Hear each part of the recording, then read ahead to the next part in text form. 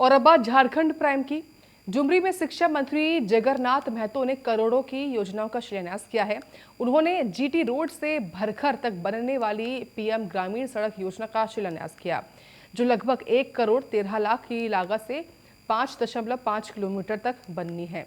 वहीं दूसरा शिलान्यास उन्होंने डुमरी बेरमो पथ से टेंगरा कला तक बनने वाली पीएम ग्रामीण सड़क योजना का किया है, जो लगभग 1 करोड़ 25 लाख 75 हजार की लागत से लगभग 5 किलोमीटर तक बनेगी। देखिए, ऐसा है, पारसनाथ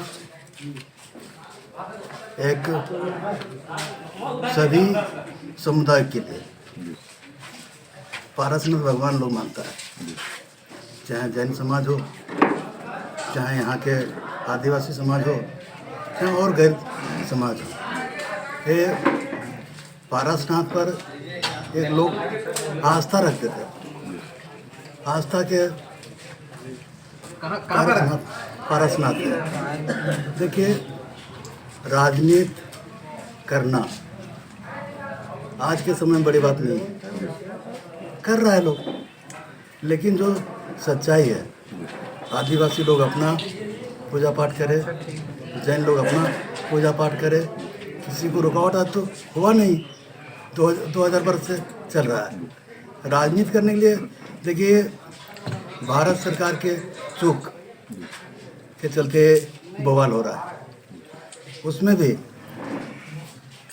जो हम लोगों ने, हमारे आदरणीय मुख्यमंत्री जी ने भारत सरकार जो पत्र दिया है, पत्र देखिएगा ना, क्या पत्र दिए। ऐसा राजनीति लोग को नहीं करना चाहिए। एंटी नक्सल मूवमेंट के खिलाफ गिरिडीह पुलिस को बड़ी सफलता हाथ लगी है, जिसमें 15 लाख के नामी हार्डकोर नक्सली कृष्णा दा उर्फ सौरभ दा को डुमरी थाना क्षेत्र के फतेहपुर से छापेमारी कर गिरफ्तार किया गया है। साथ ही कई सामग्री भी पुलिस ने बरामद की है। नक्सली को गिरिडीह पुलिस ने पूर्व में भी सफलतापूर्वक अरेस्ट किया है और उनको न्यायिक हिरासत में भेजा है, जिसकी वजह से नक्सल घटनाओं में कमी आई है। इसी कड़ी में अग्रतर अनुसंधान केसेस की जा रही थी और जो सूचनाएं प्राप्त हो रही थी, उस पर लगातार कार्रवाई सीआरपीएफ गिरिडीह के जिला पुलिस एवं सैट की टीम्स के द्वारा लगातार की जा रही थी। कई एक बार सूचना प्राप्त हो रही थी जिसमें लगातार छापेमारी की गई जंगल के क्षेत्रों में, जहाँ से बहुत क्लोज स्केप्स भी नक्सल के दस्ता का हुआ है। अनुसंधान के क्रम में ही और जो छापामारी जो चल रहा था, उसके क्रम में विगत कुछ दिनों से हम लोगों को लगातार सूचना मिल रही थी कि नक्सल संगठन से जुड़े हुए कृष्णा हांसदा उर्फ सौरभ के टीम के द्वारा लगातार मूवमेंट किया जा रहा है। एक सूचना प्राप्त हुई जिसमें इनके दस्ता को लुसिया जंगल में एकत्रित होने की सूचना कुछ दिनों के पूर्व प्राप्त हुई थी कि ये लुसियो जंगल में आने वाले हैं एवं किसी व्यक्ति से लेवी का पैसा कलेक्ट करने वाले हैं। इस सूचना को हमारे लोकल टीम्स के साथ शेयर किया गया, जिसमें एसडीपीओ डुमरी एवं एएसपी ऑपरेशंस के नेतृत्व में टीम को तैयार किया गया और सीआरपीएफ बलों को यह निर्देश दिया गया कि आसपास के क्षेत्र में एरिया डोमिनेट करें और कोर टीम एक स्ट्राइक करे। इसी क्रम में लुसियो जंगल से उग्रवादी कृष्णा हांसदा की अरेस्टिंग की गई है। और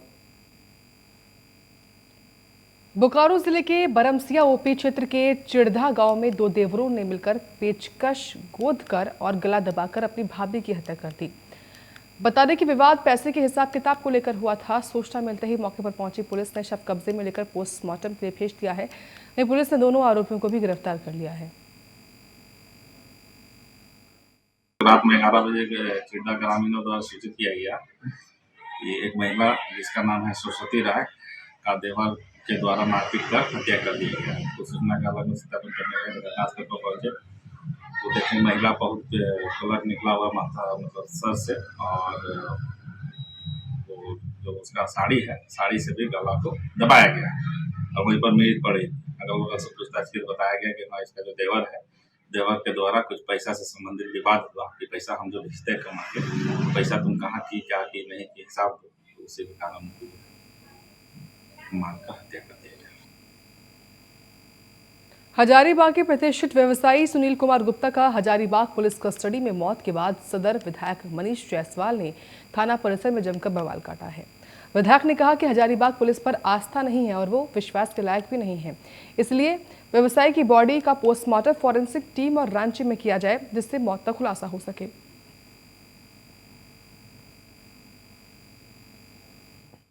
कस्टडी डेथ का मामला है। पुलिस पता नहीं किस आधार पर कहां पर केस हुआ है ये मालूम नहीं है, कहां कांड हुआ ये मालूम नहीं है, लेकिन दर्ज यहां पर आनंद फानंद में कल किया गया है। एक गाड़ी सुना है रायपुर से चोरी हुई है किसी माल का, उसका यहां से कोई कनेक्शन नहीं है, लेकिन यहां पर केस दर्ज करा करके कल रात में पुलिस वाले गए हैं, उस व्यापारी को उठाया गया, उसके यहाँ से कोई माल नहीं मिला है, उस पर्टिकुलर आदमी के यहाँ से कोई माल नहीं मिला है। अब हमको नहीं मालूम है कि वो करता था नहीं करता था, किया नहीं किया, लेकिन उसको उठा करके ले गए ये लोग और उसके बाद उसकी मृत्यु हो गई। सिंपल है, पुलिस के द्वारा मारा गया मामला है। हम लोग इसी बात को लेकर के थाना आए थे कि भाई आप इन्वेस्टिगेट करिए, जो दोषी है उस पर कार्रवाई कीजिए। ये बड़ा दुर्भाग्यपूर्ण है, बहुत दुर्भाग्यपूर्ण है। पुलिस जिसको रक्षक माना जाता है उसने भक्षक का काम किया। बहुत सारे संदिग्ध इस पर मैटर, प्रश्न चिन्ह बहुत सारे हैं। गाड़ी कहाँ से चोरी हुआ इसका पता नहीं है, केस इस थाने में दर्ज होता है। इन्वेस्टिगेटिंग ऑफिसर किसी और को बनाया जाता है, वहाँ कोई और जाता है। किस अधिकार से जाता है, क्यों जाता है, इसका कोई जवाब यहाँ के लोगों के पास नहीं। घटना घटित हुई है, कांड के अनुसंधान के क्रम में एक घटना घटित हुई है जिसमें एक जो व्यक्ति हैं पूछताछ सहयोग के लिए लाया गया था, उसी दरमियान उनकी घटना हो जाती है और इलाज के दौरान उनकी मृत्यु हो जाती है। इस संदर्भ में सदर थाना में भी पूरी कांड रजिस्टर किया गया है, जो पुलिस का स्टेटमेंट के अनुसार से उसकी जांच की जा रही है। और उस दौरान जो घटना के क्रम में जिसके द्वारा लगा है कि कुछ लापरवाही पुलिस पदाधिकारी के द्वारा की गई है, उस संदर्भ में हमने पुलिस अधीक्षक महोदय को रिपोर्ट भी किया है, पश्चात वो सस्पेंड भी हुए हैं। निरसा अनुमंडल क्षेत्र के मैथन गोगना छठ घाट में जिला पुलिस की नए साल की पहली मासिक क्राइम मीटिंग की गई, जिसकी अध्यक्षता धनबाद एसएसपी संजीव कुमार ने की। मीटिंग में जिले के सभी थाना और ओपी केस प्रभारी, साथ ही जिला के सभी अनुमंडल के डीएसपी मौजूद रहे।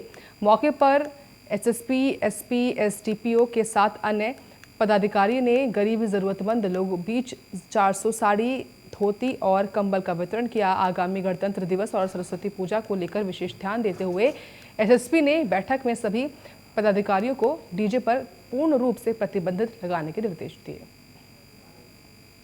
आज एक तो कम्युनिटी पुलिसिंग के तहत हम लोगों ने यहाँ के लोगों के साथ कुछ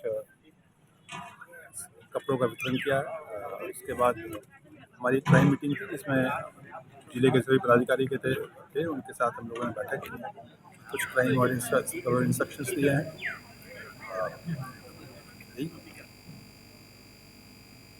भरकुंडा क्षेत्र के सयालडी के समीप लोगों की जमीन पर कोयला खदान काफी दिनों से चल रहा है, जहां पर एक ही परिवार के लोग काफी दिनों से रहते हैं। इसके अलावा यहां और कोई नहीं रहता। उनकी जमीन पर खदान जो चल रहा है वहां हैवी ब्लास्टिंग के कारण घर की दीवारों पर दरारें भी आने लगी हैं, जबकि खदान से मात्र 100 मीटर की दूरी पर ही घर होने की वजह से ब्लास्टिंग होने से घर के पास पत्थर उड़कर घरों में गिरते हैं, जिससे कई लोग घायल भी हो चुके हैं। हालांकि इन लोगों से सीसीएल प्रबंधन से मुआवजे की बात भी हो चुकी है, लेकिन अभी तक मुआवजा नहीं मिला है। मामला यहाँ ब्लास्टिंग सामने हो रहा है, जबकि 30 और 40 मीटर क्या दूरी में ही हो रहा है ब्लास्टिंग। जो ब्लास्टिंग होता है वो पूरा पत्थर आ जाता है घर तक, और दरार हो गया है जो वाइब्रेट होता है। ईडी के नोटिस के बाद कांग्रेस से निलंबित विधायक नमन बिक्सल कोंगाड़ी को ईडी कार्यालय में पेश होना था, लेकिन वो उपस्थित नहीं हो सके।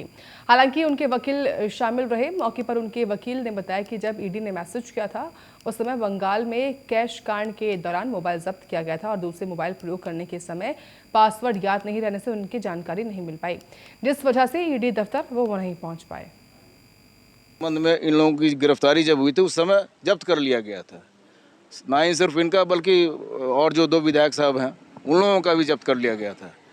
तो उसका पासवर्ड इनको याद नहीं, पासवर्ड याद नहीं होने की वजह से ये उसको खोल के एसेस नहीं कर पाए कि भाई हमको क्या नोटिस वगैरह आया है। किसी दूसरे डिवाइस में अगर खोल के चाहते हैं तो कर पाते, पासवर्ड इनको याद नहीं था, नहीं कर पाए। तो इन लोगों के द्वारा जब वहाँ से कोई सर्विस रिपोर्ट नहीं आया तो स्पीड पोस्ट के द्वारा उनको सम्मन फिर भेजा गया था and that was received by his family. उनके फैमिली मेम्बर्स के किसी कोई फैमिली मेम्बर के द्वारा उसको रिसीव किया गया on 14 January 2023, but it was conveyed to ये जो विधायक साहब हैं मिस्टर नमन बिक्सल कुंगारी जी, इनको 15 तारीख को जो संडे था उस दिन दिया गया जानकारी ऑलरेडी उनका। और इसी के साथ अभी के लिए इतना ही। देखते रहिए प्राइम न्यूज़।